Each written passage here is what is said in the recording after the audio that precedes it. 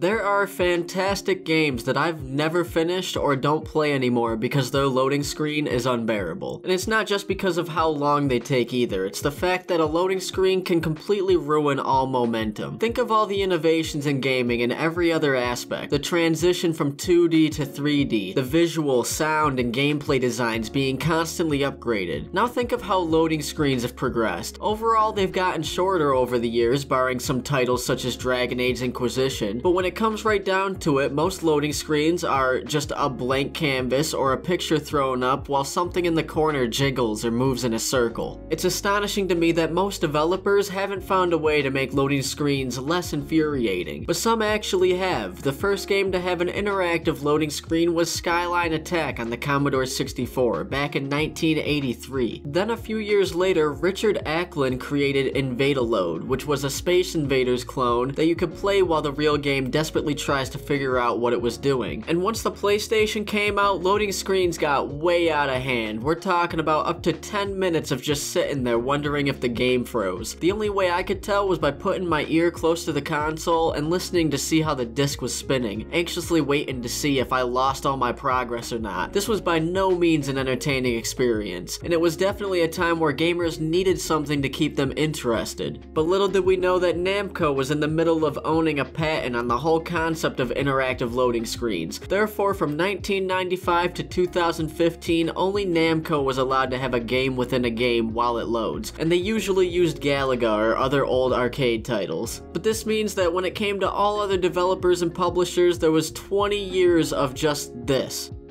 What am I supposed to do here? Can I go to the bathroom? Can I get a drink? I don't want to risk it. It could be done loading before I get back, but I'm kinda hungry, and I guess it's just safer to wait until the game loads and then pause. So you'd sit there and wait. And by the time the game got back, you didn't even want to play as much as you did before the loading screen started. I think the worst loading screens are the ones that give you tips on how to play, because after I die on the final boss 9 times in a row, I really want to see the game try to help me by telling me what button I press to jump. I have to give credit where credit is due though. Some games did try the tiniest bit to make their loading screen bearable by adding a picture to stare at. But once you've played the game enough, you get the picture burned into your brain and it's like staring at a blank screen again. And then there's Halo that gave you scrolling illumination over the text along with a chorus that had a rising vocal tone pertaining to how far along you were in the loading process. I mean, it wasn't anything revolutionary, but it was something. And although I don't think they're the best games ever made, I think Bayonetta and Assassin's Creed had the best loading screens where you could walk around or even attack. At least they had something. Other games just bullshitted you, like Tony Hawk's American Wasteland, which had an ad campaign that emphasized how there was no loading. But obviously that was a lie, because every time you got on the bus there was a stealth loading screen, and sometimes the game would freeze there too. Actually hiding the loading screen got pretty popular with Call of Duty when they showed you cutscenes full of dry exposition. But while we're talking about Call of Duty, I want to give an honorable mention to online loading screens that can't be fixed as easy as offline loading screens,